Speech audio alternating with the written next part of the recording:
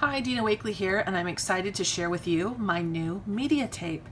This has been on my wish list since I joined Ranger, so I am so glad it is finally here, and I cannot wait to see what everybody does with it.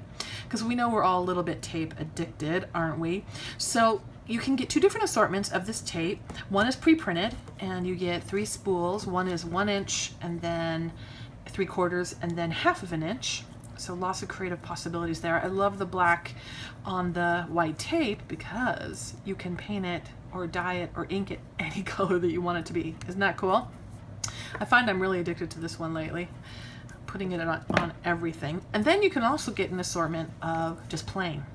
And the advantage to the plain is custom tape. I mean, you can do anything you want to this plain tape and, make it any color you need it to be for the project. Stamp on it, stencil it, draw on it, write on it with a pen, and the creative possibilities are just endless for that. So a couple of easy things to do with this tape. If you have the pre-printed tape and you want it to be a different color, then just tear a little bit right off, put it on your craft sheet. I did have to clean my craft sheet a bit. I know it's a shocker. I don't normally clean things, but the dried paint residue will kind of come off on the back of your tape. Ask me how I know that.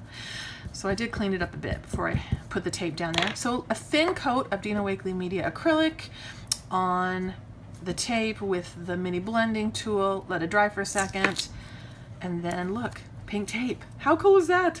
So here's a little tag that I used the tape on, both the unpainted and then the painted tape. Isn't that cool?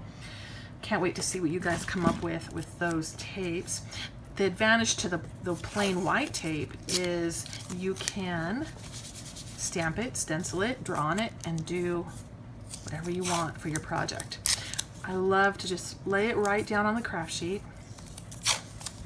The craft sheet's so great because it won't take the sticky off the tape, the back of the tape, so you can alter it, paint it, change it, however you want it to be, and then pick it up and put it right on your project. The adhesive is good on this tape. It's not as strong as duct tape or something like that, but it's a little better than traditional washi.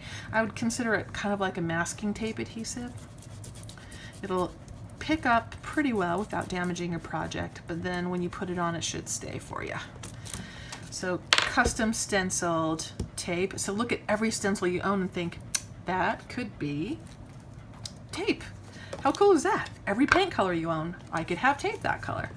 Take your rubber stamps and ink them with archival ink, any color that you want.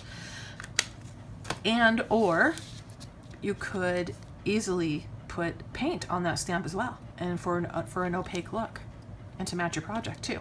And then go ahead and stamp right on the tape. Let that ink dry. And then you have custom stamp tape to go on your projects. Here is a card that I did that has this exact tape that I just showed you that I stamped with that stamp. And there's a little piece of the tape right there. I can't wait to see what you do with the tape, and I hope you love it.